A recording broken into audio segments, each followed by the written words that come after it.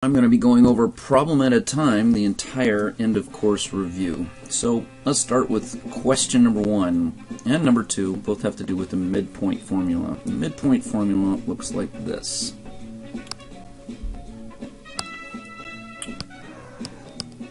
X sub 1 plus X sub 2 divided by 2, and then Y sub 1 plus Y sub 2 divided by 2. We're essentially taking the average of the x's, in this case -3 and 6, and then the average of the y's, in this case 7 and 5. So let's do it.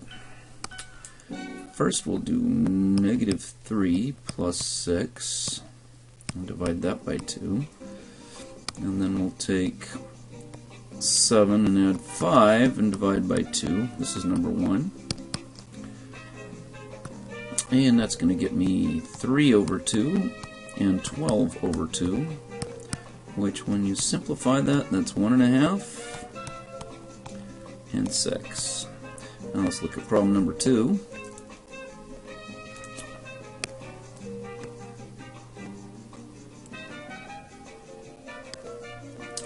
And problem number 2. Same kind of formula. We're going to take those x's, add them together. -10 plus -1, doesn't matter what order, divided by 2. -5 plus 3 divided by 2. So we get -11 divided by 2. And -2 divided by 2. Some people in class got a positive there. That's a negative. The 5 is definitely stronger than the 3 there. So that finally simplifies to -5.5 and -1. Okay, the next part has to do with the segment addition postulate, the angle addition postulate, and the addition postulate. It should say the arc addition postulate. And I fixed that in my paper, but it hasn't been fixed on the online version. So the segment addition postulate, first I need to know that there's a line segment with 3 points on it, and that they are all on the same line, and that B is between A and C. And then I can say that the measure of line segment AB plus the measure of line segment BC is equal to the measure of line segment AC, which we've used over and over in class.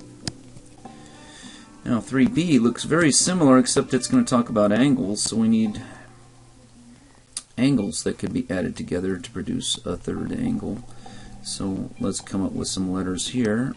I like A, B, C, and we'll put D on this ray here. So the measure of angle ABD plus the measure of angle DBC is equal to the measure of angle ABC. And now we're going to talk about the arc addition postulate. The same concept applies, but we're talking about arcs. So this is 3C. And if I have a circle that has 3 points on it, A, B, and C, and the measure of arc AB plus the measure of arc BC is equal to the measure of arc ABC. The next two problems are about the distance formula. The distance formula is D equals the square root of the quantity x sub 2 minus x sub 1 squared plus y sub 2 minus y sub 1 squared. It's really the Pythagorean theorem, but we had to subtract to find the lengths of the two legs of the triangle. So here's our x's. Let's go with that one and that one. And technically we could call this one x sub 1, y sub 1, x sub 2, y sub 2. So let's deal with the x's first. So we're going to take 4 and subtract -2, and we're going to square that. Always use the formula just the way it's written, and then you can simplify it later. It's common that students will make mistakes in the substitution process, and then it gets even worse when they compound the error by making calculation mistakes. So it's best to separate those two processes. So now we've got the square root of, let's see, that's going to end up being 6 squared plus 3 squared. And so that's the square root of 36 plus 9, which is the square root of 45. Now if you want to, you could rationalize that and simplify it. So it's the square root of 9 times the square root of 5, and that's 3 square roots of 5. But on the final, you need to be able to recognize that answer, or the decimal version, which if you plug the square root of 45 into the calculator, you end up with the answer. So that's question 4. So let's look at question 5. Same thing, only this time I'm going to do it a little faster because it's the same process. The square root of, I've already got the formula up there, so go ahead and subtract my x's, which is 5 and negative 2. And it doesn't really matter which one's the first one and which one's the second one. And now 7 minus negative 2. And so that's going to get us 7 squared here and 9 squared there. So it's the square root of 49 plus 81. And that's going to get us the square root of 130. Which can't be simplified, but you can look it up on a calculator if you need it in decimal form. Now both of the next two questions have to do with right triangles, so I recommend that you draw a right triangle and put the information in.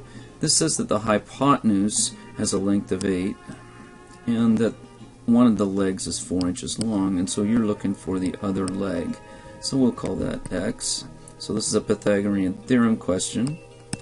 So 4 squared plus 8 squared equals, that's wrong. That's exactly what students do. That's wrong too. The 8 is the hypotenuse, so we have to use the legs in this place. So that should be x squared equals 8 squared. So we get 16 plus x squared equals 64. That means x squared, because we're going to subtract 16 from both sides, is 48. So x is the square root of 48, which you can simplify. It has the square root of 16 times 3, square root of 3. So that's going to be 4 root 3. And again, you can find the square root of that. It's going to be really close to 7, a little smaller than 7. Number 7 says the same thing, but now we've got a hypotenuse of 5, and one of the legs is 4. So let's call that one a squared plus 4 squared equals 5 squared. So a squared equals 16 plus, not equals.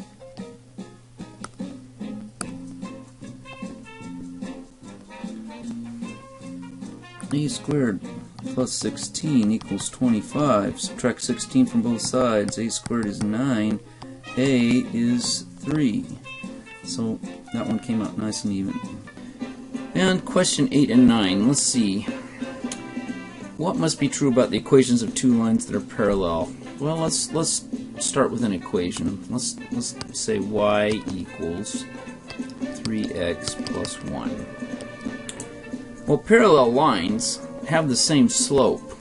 So another equation that would be similar to that would be y equals, and the 3 is the slope, so 3x plus, and I can pick any number here except 1. If I picked 1, it'd be the same equation, therefore it'd be the same line. But if I pick another number, say 5, now I know that those two equations would have the same slope, therefore they'd be parallel, but have different y-intercepts. And so that's what must be true about parallel lines. Now when it comes to perpendicular lines have opposite reciprocal slopes.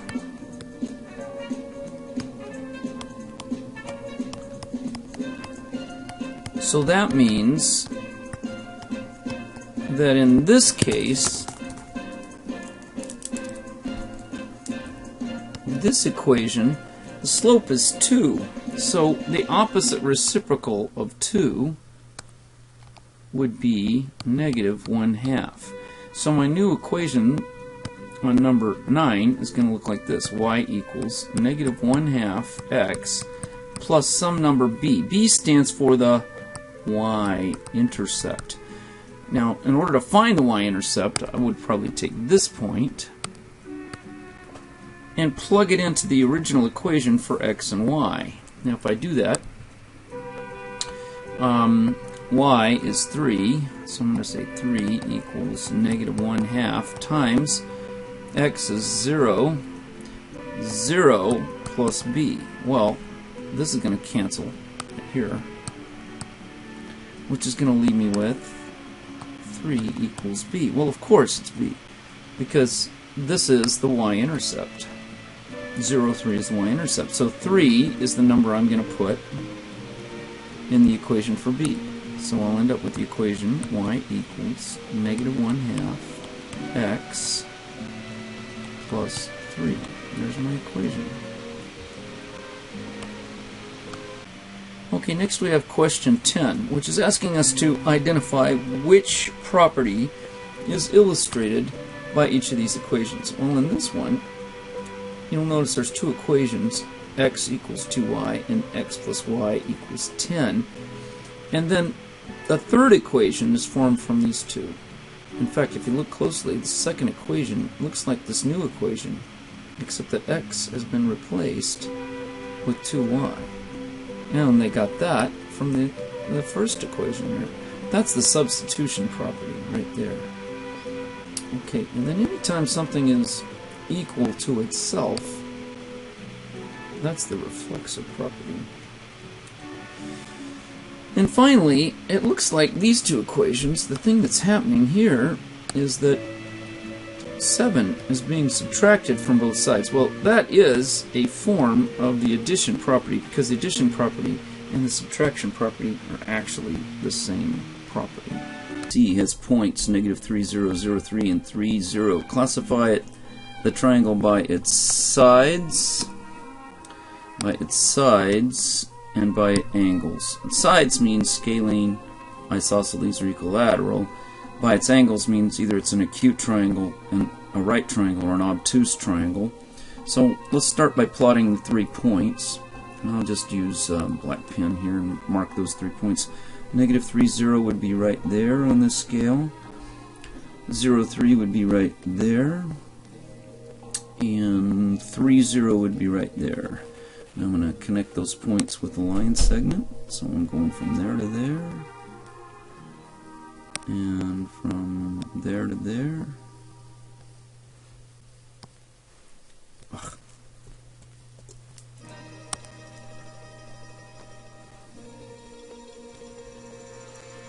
And from there to there. Well, it appears to me that this triangle has 2 congruent sides, so that makes it an isosceles triangle. This one clearly is not.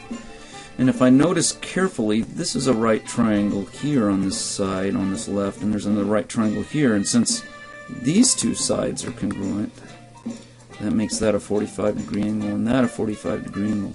So on my big triangle, this is a right angle.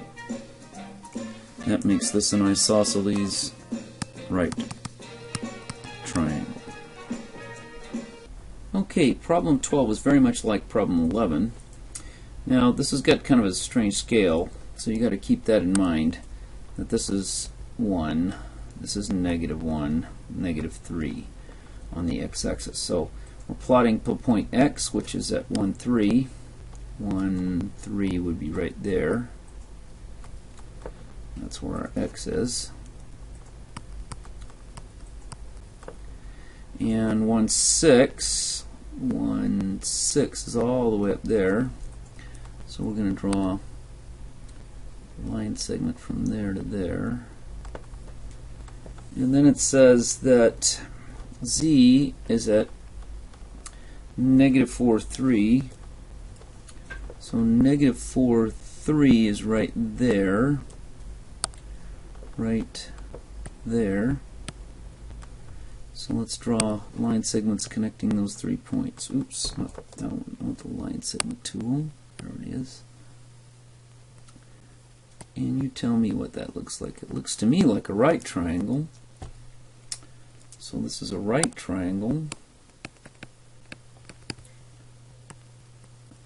And I think this length, which is 3, is different than this length, which is 5. And this is going to be the square root of 25 plus 9. So all 3 sides are different lengths, so it is scalene. Question 13. Question 13 is a right triangle problem. If you read it carefully, it says that you got this angle, 60 degrees, and that there's somebody standing right here and sees that there's this 60-degree angle to the top of the tree, and we don't know how tall that is, so we're going to put a variable there, but we do know that the person standing right here is 40 feet away from the tree, so that's 40 feet. Well, we've got to determine whether this is sine, cosine, so ka, or toa. Well, this side is the opposite from that angle, and this side is the adjacent. So if I've got the opposite and the adjacent, we're talking about the tangent. So now time to write an equation. Tangent 60 degrees equals, and remember it's the opposite over the adjacent. The opposite is x, so x goes on top, and 40 goes on the bottom because it's the adjacent. So now if I cross multiply, I'm going to get x equals 40 tan 60. And now if I multiply that out using a calculator, I end up with 40 times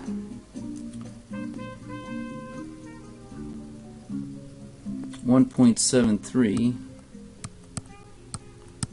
which is pretty close.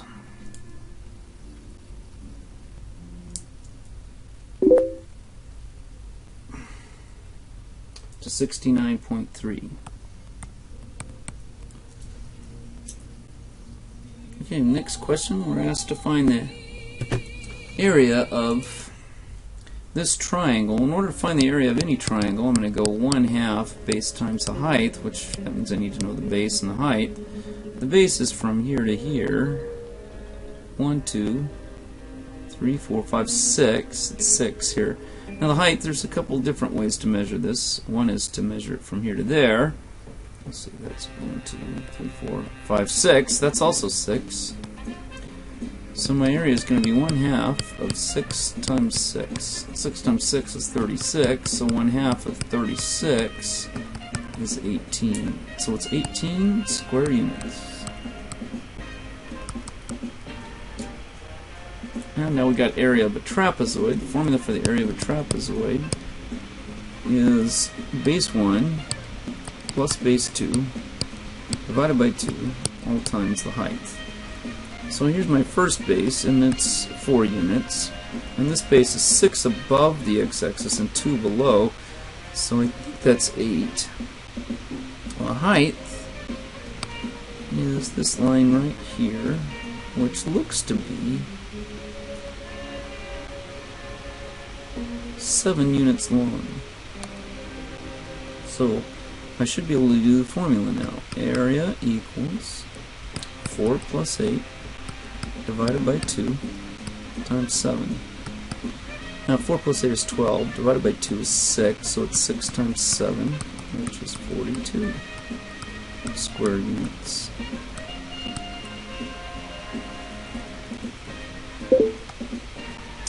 Okay, now we're asked, let's say that this point C is moved from right here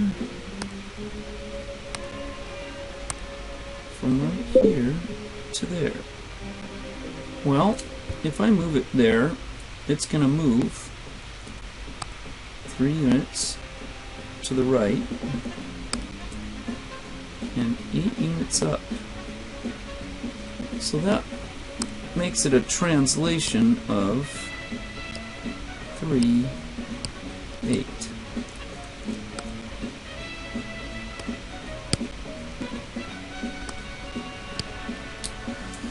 And now it's asking where B is going to end up.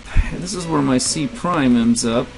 So I wonder where B would be. Well, B is going to move the same number of units, 3 units to the right and 8 units up. So that's 3 and 5 more to right there. So my new point is going to be right there. That's where B prime is, which that looks to be at 3, 5. So it moves to right there, and this is my new line segment that represents C prime, B prime. Now, there's another way to look at this, and it's mathematically, okay, algebraically. So my original B was at the coordinates 0, 3, and if I add the movement that's taking place here, my B prime is going to end up at 0 plus 3 is 3, and this is actually a negative 8. 3 plus negative 8, oh no, it's not negative 8, I'm sorry, 0, negative 3, it's going to end up at 3, 5. Okay.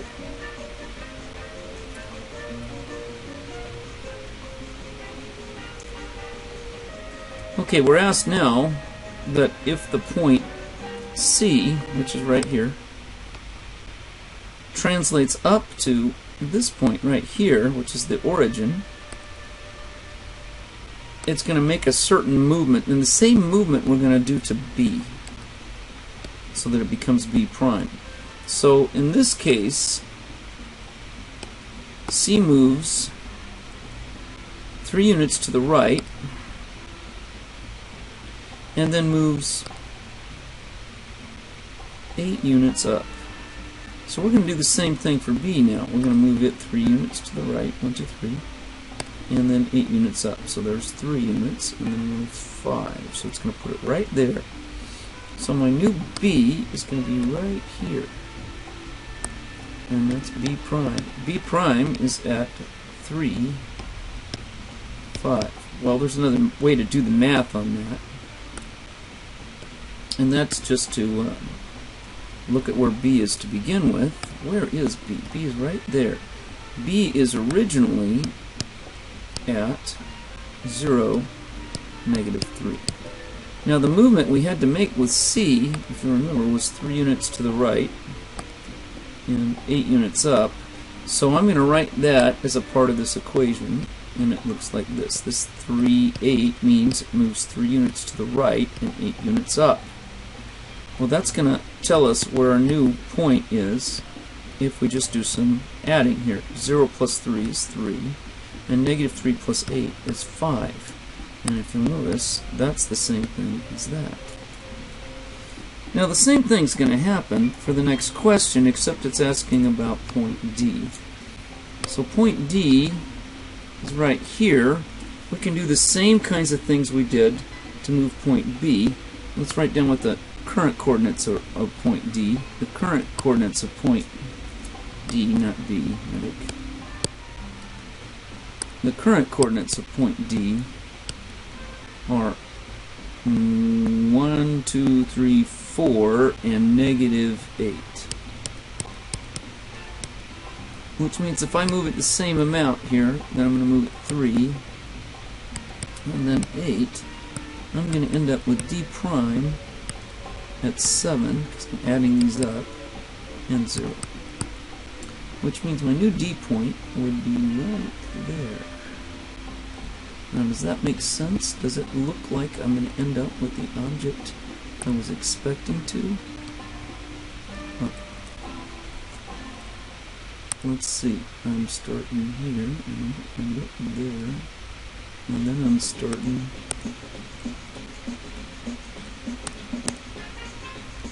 here, and ending up there. That's starting to look an awful lot like a translation of that object. There's where my D prime is. So yeah, I like that answer. That works for me. Okay, question 18 and 19. We have to know what the formula for the volume of a cone is. And the volume of a cone formula, which I'll provide for you on the final, is 1/3 pi r squared h. So all I need is the r and the h. In this case, r is 8 and h is 3. So my new equation is 1/3 pi times 8 squared times 3. Now this is multiplication, so I can multiply it in any order I prefer. I'm going to multiply 1/3 times 3, which that's going to become 1. So that leaves me with 8 squared times pi, which is 64 pi. And according to my handy calculator, which I'm using right here, 64 times pi is about 201.1. And it would be square, it would be cubic centimeters, since that's volume. Number 19 is the same formula, except that now I have a different radius, which is 10, and a different height, which is 4. But I can multiply that all together. If I did, I'd get 133 1/3 pi, which is pretty close to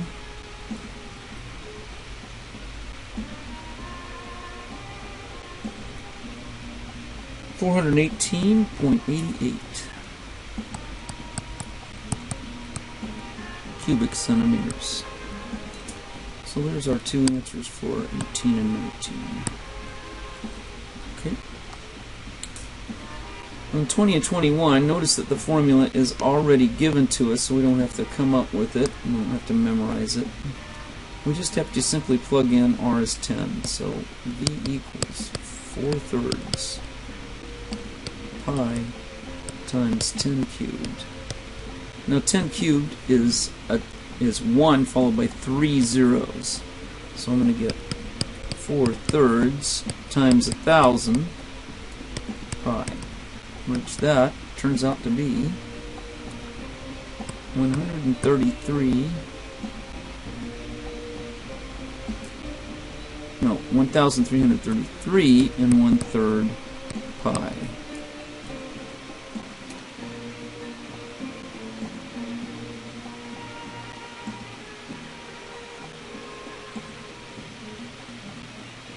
Which that ends up being 4,188.8 cubic inches. And the same formula is being used here for number 21. It's just we've got some less convenient numbers. So it's 4/3 pi times 14 cubed.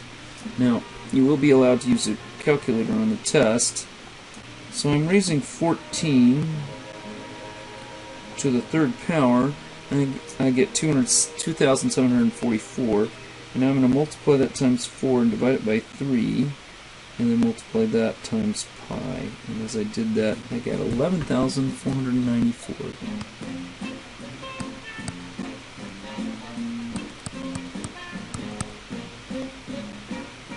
And that's cubic inches. So those are two answers for 20 and 21. Okay, moving on. Okay, so this next one, which is really two questions, is 22 and 23, which are talking about an angle bisector. So let's do a real quick sketch of an angle.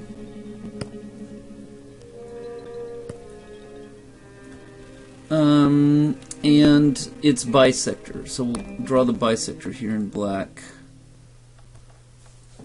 And so the angle on number 22 says angle KMN. So angle KMN, I'm going to start this over. Okay, this is question 22 and 23, and both of them are about an angle bisector. So here I've drawn an angle with its bisector, and let's read the problem. The problem says we've got angle KMN, and has a bisector that has point P on it. So we're going to call this letter here K. M is our vertex, and N is out here. P, on the other hand, is right there on that angle bisector. Since it's a bisector, we know that that line, that angle, and that angle are congruent.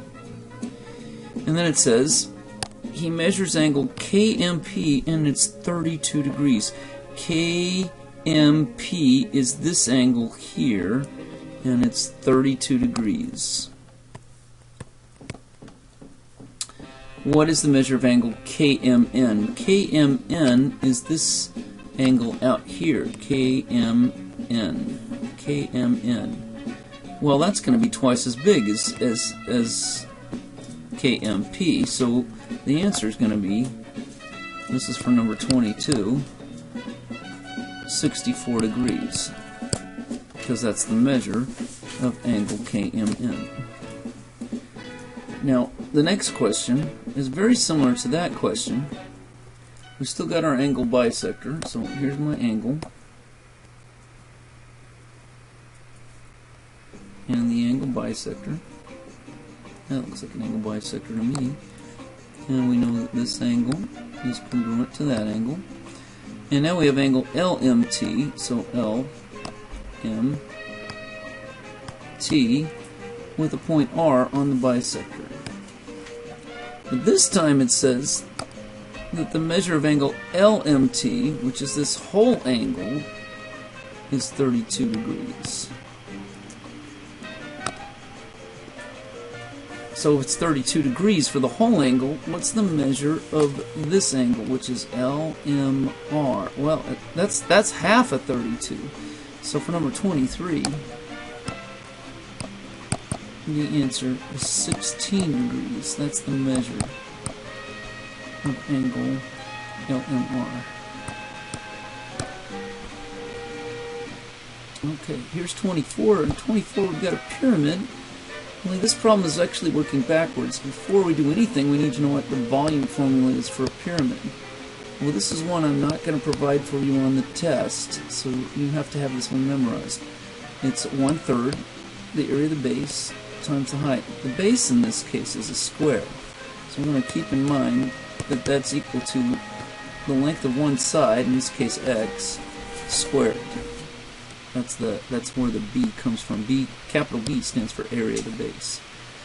So what do they tell us in this question? Well, they tell us that the volume is 144, so I can replace volume here with 144.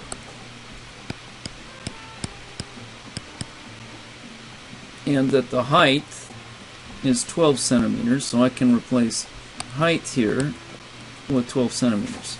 So the rest of the equation looks like this: 1/3 capital B, and then 12. Now there are a couple different ways I could simplify this. Eventually I want to get B by itself. One way is to combine the 1/3 and the 12. 1/3 times 12 is 4. So that's going to end up giving me 4B. And it's 144 is equal to 4B. So now if I divide both sides by 4, which is like dividing by 2 twice, I think that's 36. Now that's convenient because we said that B is equal to S squared. So if B is 36, that means that each side has to be the square root of 36, which is 6. So my answer is 6 centimeters. Okay, that's question 24. Question 25. Now notice how the formula, this time, the formula is given in the question, so you don't have to worry about memorizing that. You just have to know how to use it. You also have to be very careful. This 12 refers to this entire length, not just a half of it.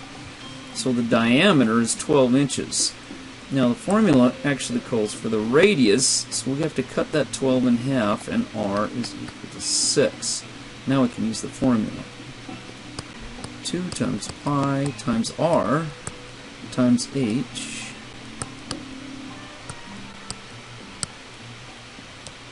plus 2 times pi times r squared.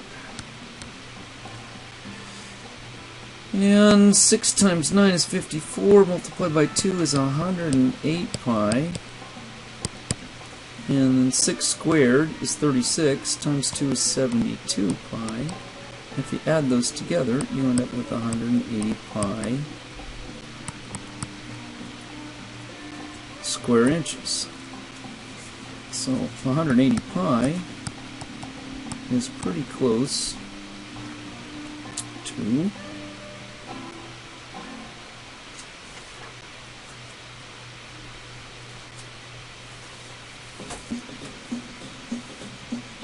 565.5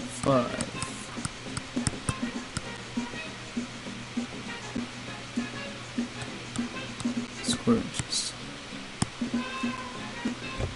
Okay, that's close to 25. 26. This is a law of cosines problem. We have to remember the law of cosines, which Mr. Medic will write on the board for you on the day of the final. In this case, let's do it from the perspective of c. So it's c squared equals a squared plus b squared, here's b,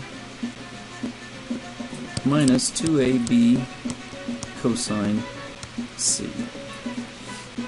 And this is my c that I'm looking for. Okay, so in the end I'm going to have to take the square root. That's why it's c squared, and undoing that requires you to take the square root of that. So this is 4 squared plus 2.6 squared minus 2 times 4 times 2.6 times the cosine of c. Now I could expand this piece at a time, square the 4, square the 2.6, multiply 2 times 4 times 2.6, but I'd much rather just do the whole thing at once in the calculator. So, cosine of c. C is actually 145, so I can put cosine 145 degrees.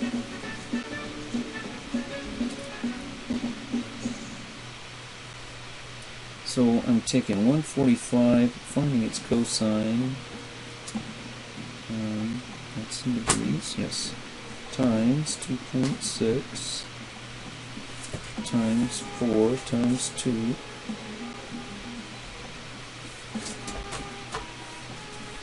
and then I have to subtract that.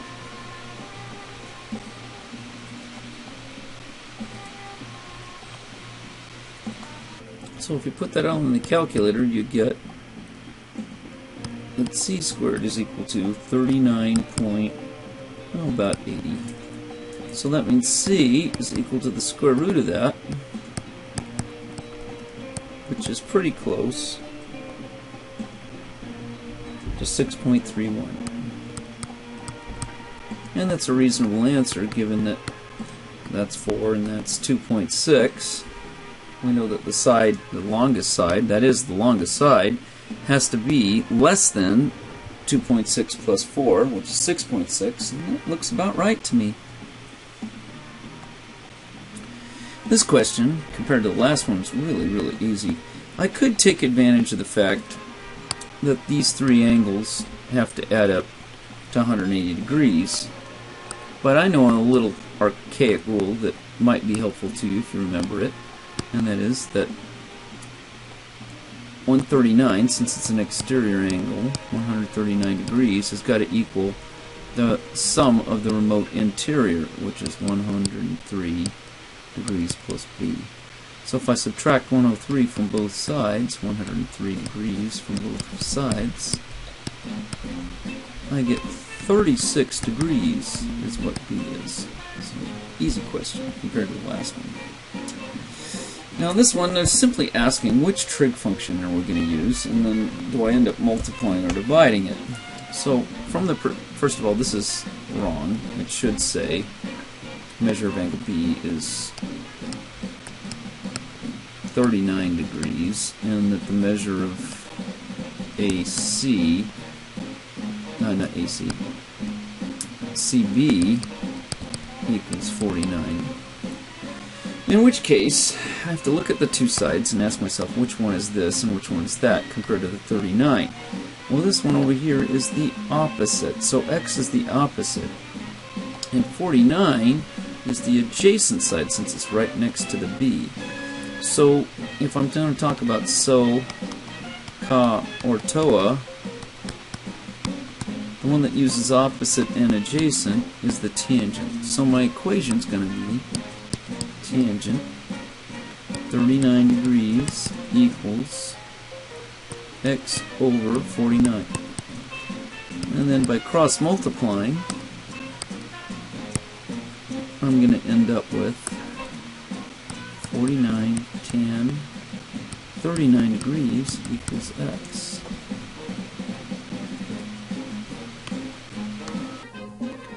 And so the answer we end up with, which is this one, is actually answer C. So now we'll move on to number 29.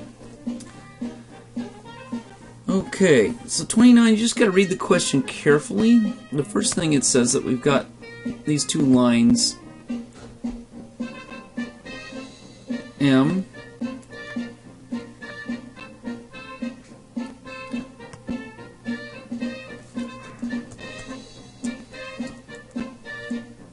So on question 29, you just got to read carefully what the question is saying. And the question is saying that you've got these two lines, M and N, and they're parallel. So let's draw a pair of parallel lines. Here's line 1, and then we've got another one that's parallel to it. That looks pretty parallel to me. And they are lines M and N. And then we've got another line, line P, that's perpendicular to line M. Let's see if I can make that perpendicular. That looks pretty perpendicular to me. So that's line P. And it's perpendicular to line M. What's the relationship between lines N and P? Well,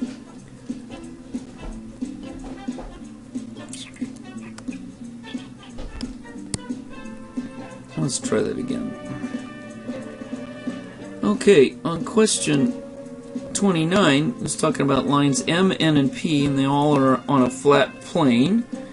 Lines M and N are parallel. So let's draw a couple parallel lines, and we will call them lines M and N.